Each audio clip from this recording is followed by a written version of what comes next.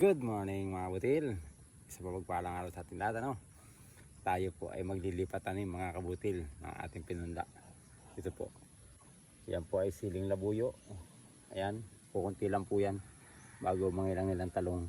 Ayan po, meron na po akong talong na mga tinanim ng una. Pansamantala, hindi muna natin kinama yan.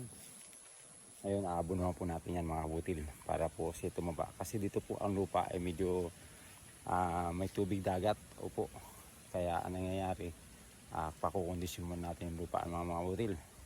Ito po, may animal manure dito. Ayan. Ayan. Siya po ay dumi ng baboy mga butil, pero tuyo na siya. Kaya yun po ay ating ilalagay po sa ilalim, tapos hapon natin tatanim mga kabutil. Doon sa pag naghukay tayo, doon natin ilalagay sa ilalim. Adiligan po natin pagkatapos tanim, adiligan po natin mga butil.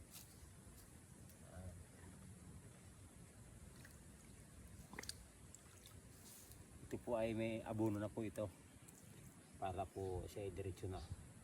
Iwasan po natin na tamaan yung kanyang dahon.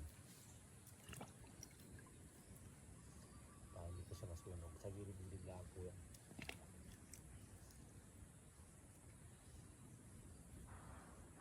Para po diretso na ang pag-umula. Maglilipat tanim po tayo, didiligin po natin. Ano po mga butil? Kaya ang pagtatanim ay kailangan ay konting kaalaman. Kaya mga kabutil, ang aking tuturo sa inyo ay isang tips para kahit papaano ay gumanda ang ating tanim. Kaya thank you for watching.